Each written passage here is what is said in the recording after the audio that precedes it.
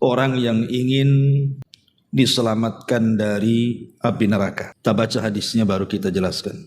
Di sini Rasulullah sallallahu alaihi wasallam bersabda, "Man qala hina yusbih, Allahumma inni asbahtu ushiduka wa ushidu hamalata arshika wa malaikataka wa jami'a khalqika annaka antallah la ilaha illa anta wahdaka la syarika lak wa anna Muhammadan abduka wa rasuluk a'taqallahu rubu'ahu minan nar faman qala marrataini a'taqallahu nisfahu wa man qalaha thalathan a'taqallahu thalathata arba'ihi fa in qalaha arba'an a'taqallahu minan nar." Barang siapa yang ketika memasuki waktu pagi ia pun mengucapkan, "Ya Allah, sesungguhnya aku telah memasuki waktu pagi dengan menyatakan persaksian kepada para malaikat-malaikat yang memikul arasy-Mu, persaksian kepada seluruh malaikat-malaikat dan persaksian kepada seluruh makhluk ciptaan bahwasannya Engkau adalah Allah, zat yang disembah. Tidak ada sesembahan yang berhak disembah kecuali Engkau satu-satunya. Tidak ada sekutu bagimu, dan bahwasanya Muhammad adalah hamba dan utusanmu." Maka barang siapa yang mengucapkan kalimat ini, kata Rasul, niscaya Allah akan menyelamatkan 1/4 darinya dari api neraka. Barang siapa mengucapkan 2 kali, niscaya Allah akan menyelamatkan 1/2 darinya. Barang siapa yang mengucapkan 3 kali, niscaya Allah akan menyelamatkan 3/4 darinya. Namun jika dia mengucapkannya 4 kali, niscaya Allah akan menyelamatkan darinya seluruhnya dari api neraka. Taib. Ma'asyiral muslimat yang dimuliakan Allah Subhanahu wa taala. Poin ke-8 ini, di antara jalan menuju surga Allah Subhanahu wa taala adalah membaca doa saat pagi. Dan salah satu doa yang dibaca atau zikir yang dibaca di pagi hari adalah zikir ini. Ini yang disebut dengan zikir pagi petang. Lah, salah satu zikir pagi petang inilah yang diajarkan Nabi sallallahu alaihi wasallam. Ushidu wa ushidu hamalata arsyik wa malaikataka wa jami'a khalqika annaka antallah la ilaha illa anta wahdahu la syarikalah wa anna Muhammadan abduka wa rasuluka. Ini pendek dan mudah dihafal insyaallah. Taib. Ada sebuah ayat dalam Al-Qur'anul Karim di mana Allah Subhanahu wa taala ketika menyebutkan kebahagiaan orang-orang yang beriman saat menjelang kematian. Di antara seruan yang diseru malaikat kepada orang yang sedang naza, yang sedang sakaratul maut itu. Apa seruannya? Ya ayyatuhan nafsul mutmainnah irji'i ila rabbiki radiyatan mardiyah. Wahai jiwa yang tenang, keluarlah kepada keridhaan Allah Subhanahu wa taala, dan dia pun akan mendapatkan redha dari Allah Subhanahu wa taala. Sebagian ahli tafsir mengatakan, ketika malaikat mencabut nyawa, kemudian mengatakan, wahai jiwa yang tenang. Siapa jiwa yang tenang itu? Jiwa yang tenang adalah jiwa yang semasa hidup dia senantiasa berzikir kepada Allah Azza wa Jalla. Dan itu dijelaskan dalam ayat yang lain, ala bi dzikrillahi tatmainnul qulub. Ingatlah dengan memperbanyak zikir kepada Allah Azza wa Jal, itulah yang membuat tenang. Jadi zikir itu menenangkan. Bahkan saat dipanggil ketika sakaratul maut saja, panggilannya adalah jiwa yang tenang. Kenapa jiwanya tenang? Karena selama hidupnya dia senantiasa berzikir kepada Allah Subhanahu wa taala. Ma'asyiral muslimat yang dimuliakan Allah Subhanahu wa taala. Lah, salah satu zikir yang diajarkan Rasul kepada kita. Ingat, kalau bisa jangan sembarang seseorang itu membuat zikir yang tidak diajarkan Nabi. Tapi pastikan bahwa lafaz-lafaz zikir yang kita ucapkan atau yang kita hafal itu, baik di pagi ataupun di petang, kalau bisa ada lafaznya langsung dari Nabi, itu lebih baik. Karena bagaimanapun Nabi SAW ketika mengajarkan sebuah lafaz zikir, maka kandungannya syarat dengan makna. Makanya kalau bisa kita hafal zikir pagi dan petang ini karena manfaatnya banyak. Salah satunya adalah ini yang dibaca ketika kita zikir di pagi dan petang hari. Lalu kapan waktunya? Zikir pagi itu kapan waktunya? Ulama mengatakan boleh dibaca sebelum subuh dan boleh dibaca setelah subuh sampai waktu duha. Itu zikir pagi. Tapi kalau zikir petang bisa dibaca setelah asar atau setelah maghrib. Jadi boleh setelah asar, boleh juga setelah maghrib. Tapi kalau pagi boleh sebelum subuh ataupun setelah subuh sampai waktu duha. Jadi waktunya panjang sebenarnya. Lah di sini Nabi SAW memberikan sebuah keutamaan. Satu lafaz ini saja Bu, kalau ibu baca, ushiduka wa ushidu hamalata arshika wa malaikataka wa jami'a khalqika annaka antallahu la ilaha illa anta wahdaka la syarika lak wa anna muhammadan abduka wa rasuluh. Apa kata Nabi SAW? A'taqallahu rubu'ahu minan nar. Maka Allah Subhanahu wa taala akan membebaskan 1/4 badan kita dari api neraka. Berarti kalau seandainya 2 kali kita baca, berarti separuh badan kita diselamatkan dari neraka. Berarti kalau seandainya 3 kali, berarti 3/4 badan kita selamat dari neraka. Kalau 4 kali, selamatlah dari kepala sampai kaki, terbebas dari api neraka. Kan enak, baca 4 kali saja, 1 badan kita sudah diselamatkan. Kalau 1 kali kan 1/4, kemudian 2 kali separuh, kemudian 3 kali 3/4. Kalau 4 kali berarti semua badan kita terselamatkan dari api neraka. Lihat bagaimana rahmat Allah Subhanahu wa taala kepada kita. Hanya membaca 1 doa ini saja 4 kali, itu sudah dijamin kita oleh lisan Nabi SAW terbebas dari api neraka. Ma'asyiral muslimat yang dimuliakan Allah Azza wa Jalla, ini bagian kecil keutamaan zikir pagi. Baik, kita akan bentangkan sedikit keutamaan yang lebih daripada itu yang dijelaskan oleh para ulama. Para ulama mengatakan bahwa di antara keutamaan atau rahasia zikir pagi itu, mereka mengatakan bahwa asraru adzkaris sabah wal masa. Ada rahasia besar ketika ibu baca zikir di pagi ataupun petang hari itu. Fi tausiatir rizki. Pertama, Allah Subhanahu wa taala akan meluaskan rizki kita. Orang yang suka mendawamkan zikir pagi petang, itu salah satu keutamaannya adalah meluaskan rizki. Siapa sih di antara kita yang ingin diluaskan rizki? Semua kita ingin diluaskan rizki. Dan rizki itu bukan hanya terbatas harta saja. Ustaz, saya sudah zikir pagi, ya penghasilannya segini-gini aja. Suami saya juga segini-gini saja. Kok tak tambah-tambah ya? Ini sudah 10 tahun saya baca ini masih ngontrak saja. Kok tidak punya rumah sendiri? Itu karena kita memahami rizki itu hanya sebatas harta saja. Padahal rizki yang paling besar adalah bukan di harta, tetapi di ketenangan hati itu. Diluaskan hati kita, itulah sebenarnya rizki yang sesungguhnya. Karena hidup kita itu kan tidak lama. Banyak orang dari muda sampai dia tua dia mengumpulkan harta, kemudian kaya, habis mati pun ditinggalkan kekayaan. Belum lagi selama hidup dia tidak tenang hidupnya kan. Tapi banyak orang-orang yang ya kondisinya sih tidak terlalu kaya, pas-pasan lah hidupnya, tetapi hatinya luas. Makanya luas segalanya. Dan itu salah satunya adalah dengan zikir pagi. Kemudian juga wal khuruju minadz-dziki wal karbi. Dengan memperbanyak zikir pagi dan petang itu, maka setiap zik itu kesempitan dada. Wal karbi itu artinya hal-hal yang menimpa kita dari musibah yang akhirnya kita kemudian stres, bingung dan begitu seterusnya. Maka dengan mendawamkan zikir pagi dan petang itu bisa mengeluarkan dari perkara-perkara itu. Dan ini coba ibu kan nggak pernah nyoba masalahnya. Ya, coba kalau mamanya lagi stres, lagi bingung, lagi ada masalah, teruslah lisan itu berzikir kepada Allah Azza wa Jalla. Maka nanti ada khasiatnya itu. Tentu dengan sebuah keyakinan bahwa ketika kita lebih mendekatkan diri kepada Allah Azza wa Jalla, Allah akan turunkan ketenangannya kepada kita.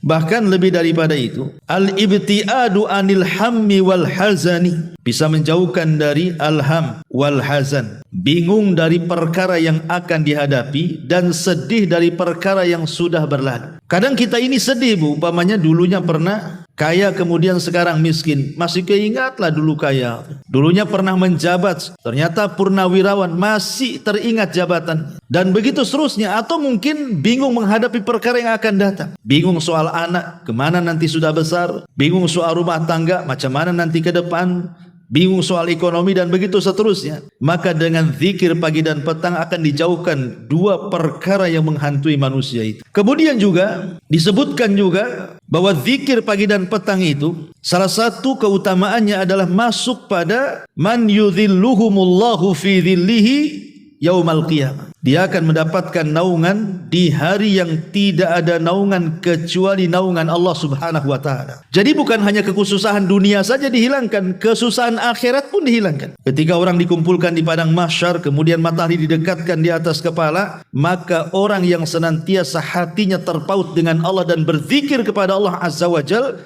maka satu di antara 7 orang yang akan mendapatkan naungan di hari yang tidak ada naungan kecuali naungan Allah Subhanahu wa taala. Ma'asyiral muslimat yang dimuliakan Allah Subhanahu wa taala, dan banyak lagi lah keutamaannya. Sebelum kita lanjut, kita akan syarah dulu hadis yang kita baca ini, baru kita bentangkan ke yang lainnya. Di sini kata para ulama, di sini ada lafaz ushiduka, aku bersaksi kepadamu ya Allah.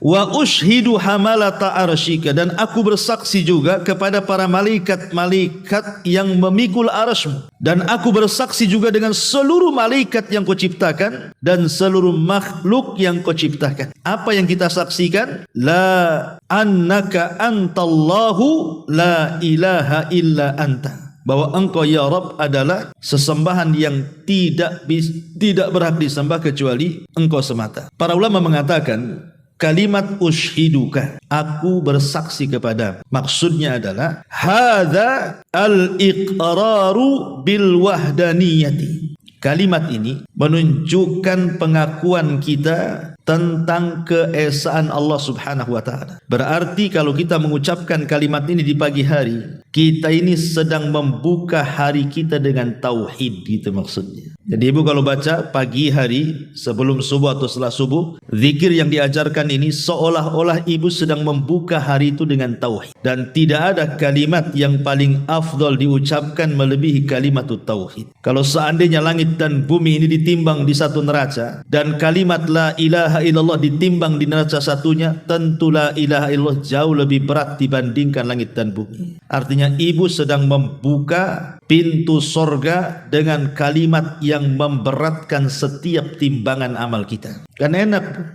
Karena ada orang-orang itu yang ketika di pagi hari dia tidak mau berdoa, tidak mau mentauhidkan Allah Subhanahu wa taala. Yang lebih parahnya kadang-kadang hari-harinya setiap hari dia buka dengan laknat Allah Azza wa Jalla. Seperti orang-orang yang tidak pernah sholat. Coba, dia bangun tidak sholat tuh. Secara otomatis kalau tidak sholat ya tidak wudu. Kalau tidak wudu ya tidak ada bacaan-bacaan zikir yang ia bacakan begitu. Kalau seandainya kemudian setiap hari orang ini membuka harinya dengan laknat Allah, nanti kemudian siang juga sama, tidak sholat lagi, dilaknat lagi. Sore tidak sholat lagi, dilaknat lagi, nanti malamnya gitu lagi. Lah orang yang seperti ini mau berkah gimana caranya? Sementara keberkahan itu datang dari Allah Subhanahu wa taala. Maka orang yang membuka paginya dengan tauhid kepada Allah Azza wa Jalla, dengan berzikir dan juga melaksanakan sholat yang wajib, berarti hakikatnya kita telah membuka pintu berkah langit dan bumi itu. Karena membuka harinya dengan tauhid. Ma'asyiral muslimat yang dimuliakan Allah Azza wa Jalla. Ini poin yang pertama.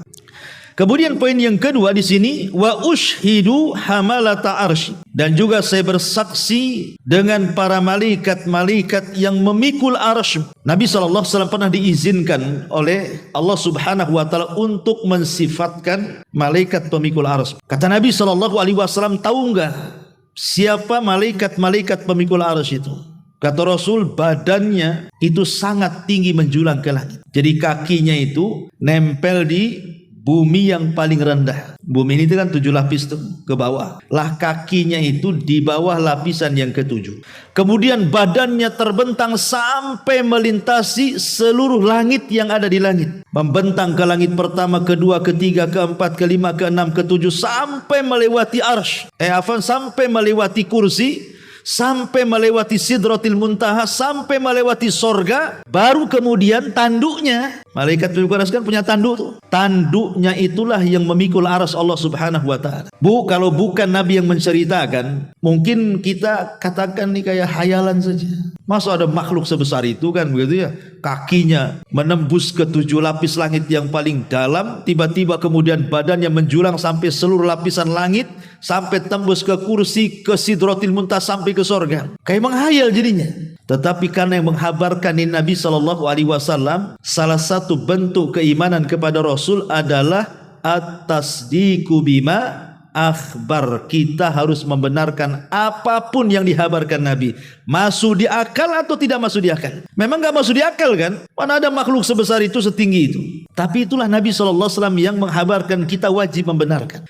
Ada juga yang mengatakan bahwa malaikat hamalatul arsy ini adalah Israfil. Jadi Israfil ini dia punya tugas ganda. Sebelum kiamat maka dia ditugaskan untuk memikul arsy. Tetapi kalau sudah mendekati kiamat, maka Allah Subhanahu wa taala akan berikan tugas lain berupa meniup sangkakala. Dan para malaikat pemikul arsy ini bukan satu. Allah Subhanahu wa taala menghabarkan semua jumlahnya ada 8. Ketika Allah Subhanahu wa taala menciptakan arsy ini belum disanggah oleh malaikat, belum. Jadi Allah ciptakan arsy, baru Allah ciptakan malaikat pemikulnya.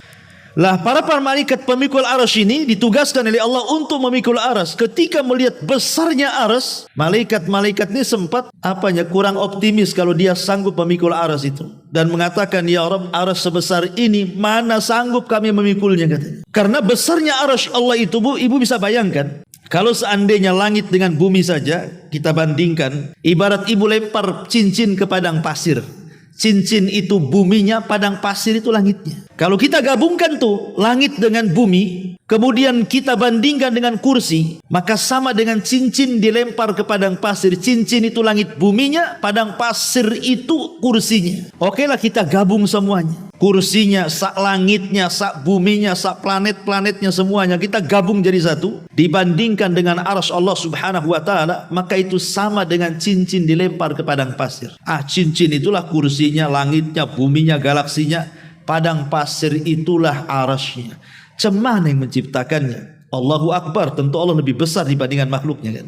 Makanya sempat kemudian malaikat-malaikat pemikul arsy saat diciptakan itu enggan untuk memikul arsy. Mana sanggup kami memikul ini, kata. Tapi Allah Subhanahu wa taala ajarkan satu doa kepada para malaikat agar malaikat mengucapkan la haula wala quwata illa billahil azim. Tidak ada daya dan kekuatan kecuali milik Allah Subhanahu wa taala. Ketika malaikat membaca la haula wala quwata illa billah, tiba-tiba muncul kekuatannya, dan sejak itulah malaikat memikul arsy sampai hari ini, bahkan sampai kiamat dibangkitkan. Dari sini ada faedah, Bu, jangan remehkan kalimat la haula wala quwata illa billah. Ini kalimat yang bisa memberikan kekuatan kepada badan kita dan juga pikiran kita. Jadi Ibu kalau lagi lemas nih kan, mungkin sakit pinggang, sakit apalah, lagi lemas habis capek gitu, Bu, biasakan mengucapkan la haula wala quwata illa billah. Itu bisa menambah kekuatan tuh. Asal yakin ya,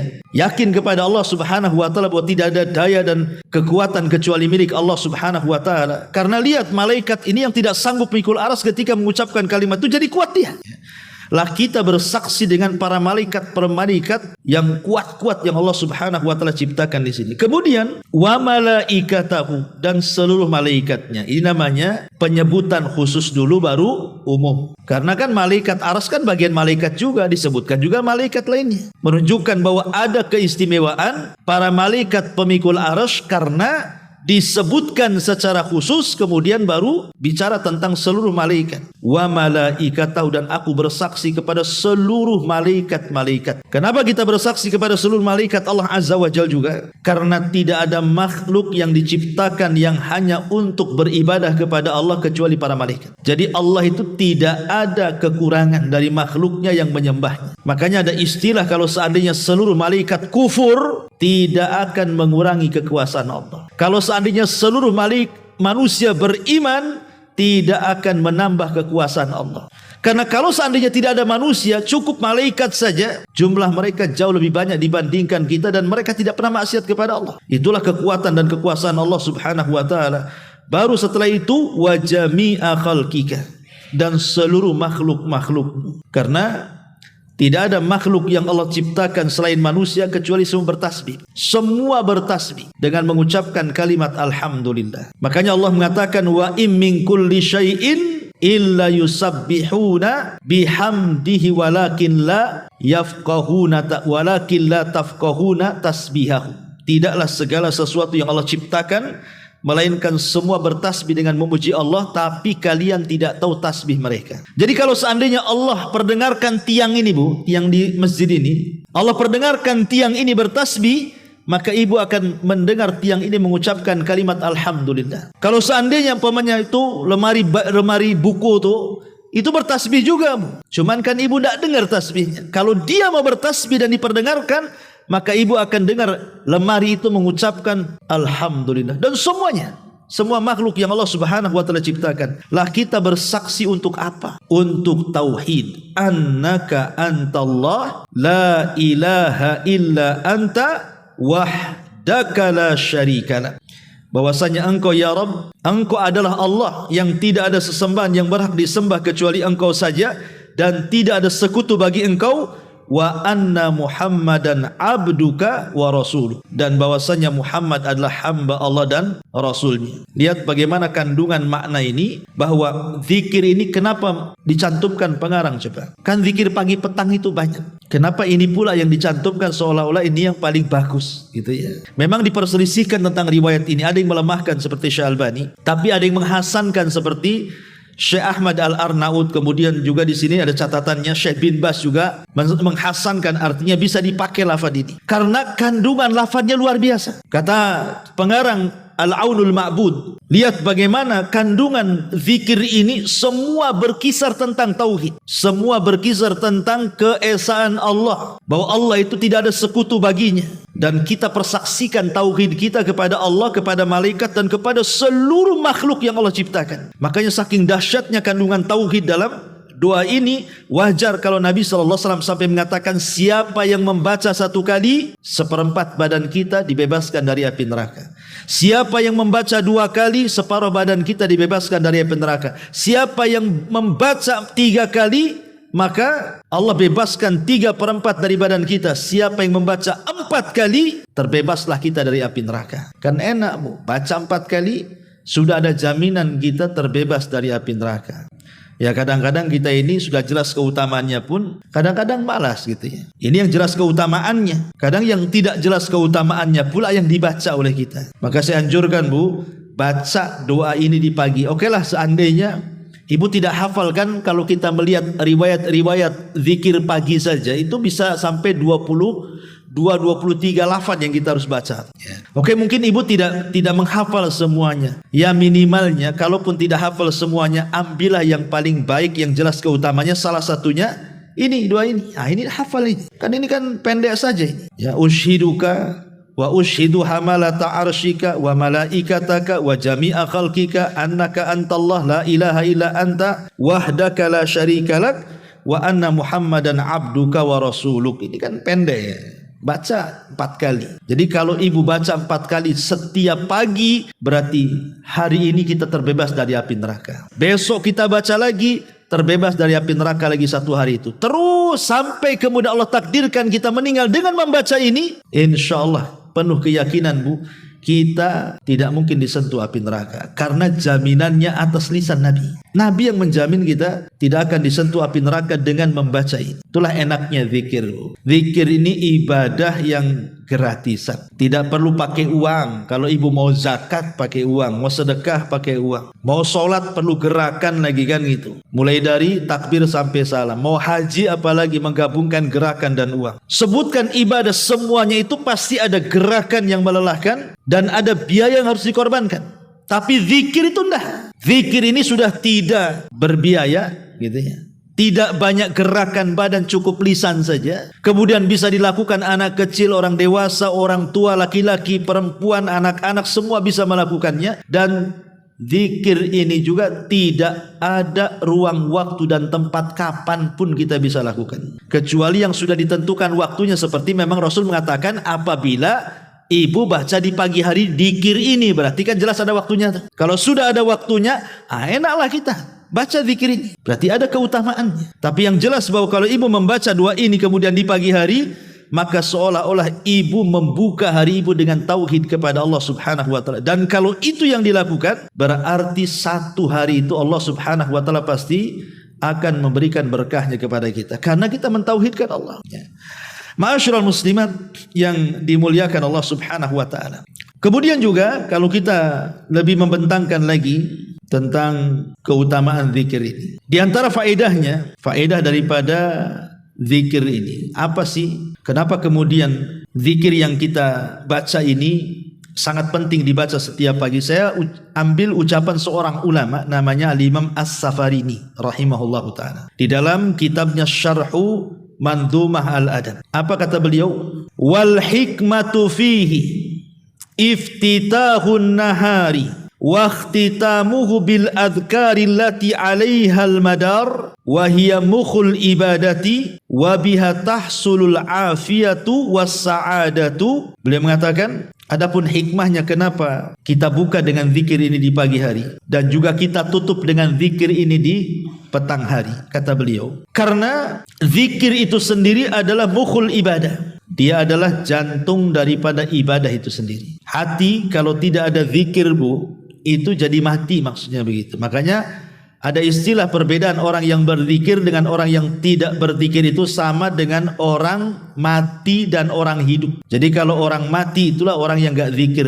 Kalau orang hidup itulah orang yang berzikir. Atau kalau lebih jelasnya, orang yang berzikir dengan orang yang tidak berzikir itu sama kalau ibu punya rumah, ndak ada pintu, ndak ada jendela.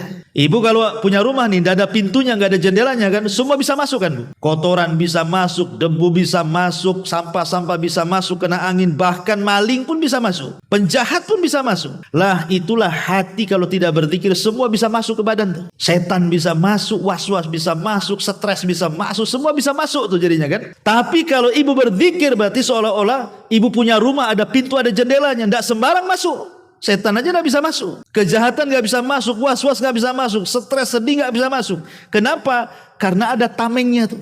Tameng itulah zikir kepada Allah Subhanahu wa taala. Bahkan lebih daripada itu, wa biha tahsulul afiyatu was sa'adah. Dengan itu, dengan membaca zikir di awal hari dan juga akhir hari, bisa mendapatkan afiyah. Afiyah itu artinya kesehatan dan juga kebahagiaan. Jadi seolah-olah ibu memulai pagi itu dengan kesehatan dan terbentang kebahagiaan sampai sore hari.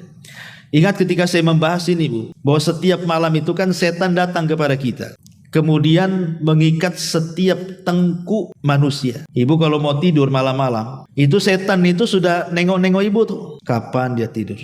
Kadang-kadang sengaja kalau masih ba'da isya, kalau memang ibu belum tidur itu sengaja nggak digantuk-gantukan sama setan tuh. Nanti setan datang ke telinga ibu, ambil tuh handphone tuh, tengok Instagram, kata setan tuh kan. Nah, tengok WA, mungkin di grup itu ada yang gibah ibu, tengok TikTok kalau bisa main TikTok kan gitu.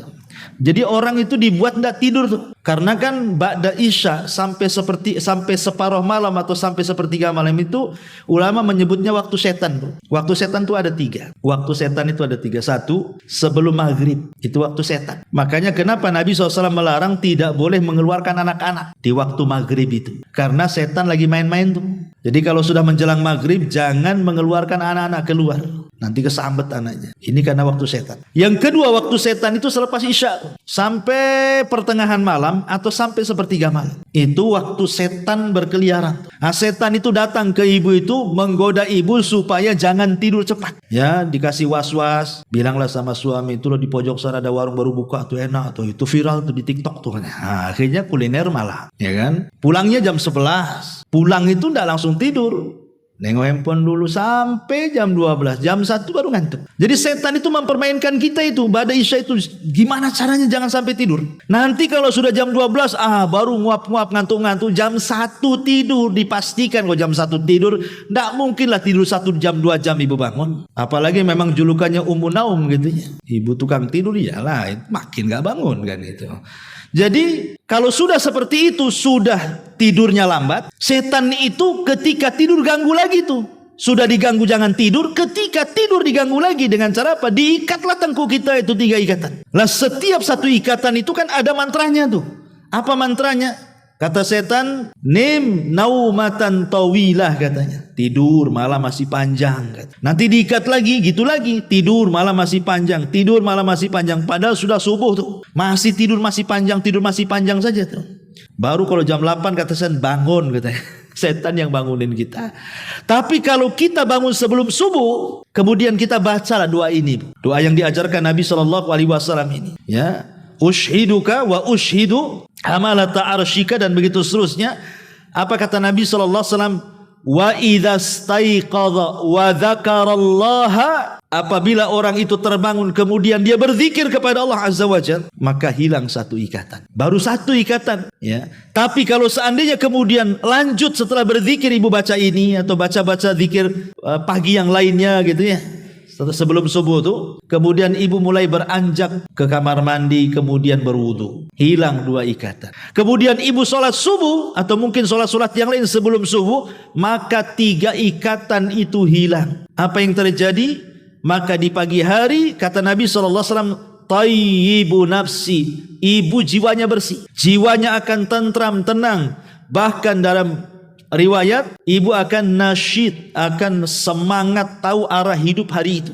Tapi orang kalau kemudian tidak baca zikir, tidak wudu, tidak sholat, maka hari itu akan menjadi hari yang paling buruk dalam hidupnya. Kenapa? Karena Allah buat kotor jiwanya, dan Allah berikan masalah yang terkadang tidak tahu datang dari mana masalah itu. Tahu-tahu banyak masalah saja. Kan lihat keutamaan zikir luar biasa. Makanya kalau ibu baca ini luar biasa, bisa mengurai ikatan setan kalau dibaca sebelum subuh, itu maksudnya. Kalau dibaca setelah subuh ya lain lagi keutamaannya. Tapi yang jelas bahwa satu zikir ini saja, ini sudah cukup bagi kita, kata Nabi SAW, membebaskan kita dari api neraka. Wallahu a'lam bishawab. Ini juga diantara perkataan Al-Imam As-Safarini rahimahullahu ta'ala. Kemudian juga dikatakan oleh para ulama yang lainnya bahwa zikir pagi dan petang ini kasbu ridallahi azza wa jal, ibu akan mendapatkan keridhaan Allah azza wa jal, ziyadatu quwwatil imani billah, dan akan bertambah kekuatan iman kita kepada Allah, dawamu silati billah, dan akan senantiasa terhubung antara kita dengan Allah subhanahu wa ta'ala, wa dzikrullahi azza wa jalla lil abdi fi malail a'la, dan lebih daripada itu nama ibu disebut-sebut di atas langit sana. Jadi kalau ibu ingin terkenal di langit, ingin jadi selebritis langit, banyak-banyak zikir maksudnya. Maka yang memuji kita itu para malaikat di langit sana. Bayangkan Allah menyebut nama kita, kemudian memuji kita, habis itu dipuji oleh seluruh malaikat yang ada di langit. Kita dipuji malaikat Jibril, Mikail, Israfil, dan seluruh malaikat langit. Apa enggak bangga kita itu? Maksudnya enggak yakin sih, itu yang masalahnya. Ya, coba kalau yakin, kita bisa jadi selebritis langit tuh, hanya cukup membaca zikir saja. Ketika ibu baca zikir ini, nama kita disebut-sebut di langit. Kemudian juga al-hifdzu min syarril insani wal jin, bisa menghilangkan keburukan yang datang dari manusia dan jin. Wa syarri kullil makhluk, bahkan keburukan seluruh makhluk. Dengan berzikir kepada Allah, kita dijauhkan dari keburukan manusia, keburukan jin, dan keburukan seluruh makhluk. Karena Allah subhanahu wa ta'ala menciptakan manusia itu kan tidak semuanya baik. Ibu punya kawan kan ada yang baik, ada yang tidak baik kan itu ya. Lah kita berlindung kepada Allah dengan memperbanyak zikir itu, jangan sampai kita mendapatkan keburukan dari kawan yang tidak baik. Karena kawan yang tidak baik ini kadang-kadang hasad, kadang-kadang dengki, kadang-kadang dendam, kadang-kadang punya penyakit di matanya, ain, hasad, itulah ain hasad kan. Kita tidak tahu. Atau jin yang tidak terlihat, atau mungkin makhluk yang lainnya, virus-virus ya, ataupun apalah yang bisa menyakiti kita. Tapi dengan berzikir kepada Allah, itulah yang disebut dengan hisnul muslim. Zikir itu ibarat benteng yang bisa menghalangi kita dari seluruh keburukan. Kemudian juga at-tamattu bihifdillahi azza wa jalla wa himayatihi, maka Allah subhanahu wa ta'ala akan senantiasa menjaga kita sepanjang hari kita. Maghfiratuz dzunubi wassayyi'at, bisa menghapuskan dosa-dosa dan keburukan-keburukan. Ziyadatul hasanati wathawab, bisa menambah kebaikan dan pahala. Dukhulul jannati bifadlillahi azza wa jalla wa karamih, dan bisa menyebabkan kita masuk surga dengan karunia Allah azza wa jalla. Wa dawamu ni'amillahi azza wa jalla, dan Allah akan tetapkan nikmat kepada kita wal barakatu fih, bahkan akan memberikan berkahnya. Kifayatul hammi wal ghammi wal hazan fid dunya wal akhirah, akan menjauhkan dari kebingungan, stres, kesedihan di dunia dan akhirat. Tuma'ninatul qalbi wan syirahul sadri, dan bisa menenangkan hati dan melapangkan dada. At-tahassun minasyaitan wa makayidihi, dan bisa menghalangi tipu daya syaitan-syaitan yang akan mengganggu kita. Wal hifdzu minal hasadi wal ain, dan bisa menjaga dari hasad dan penyakit mata.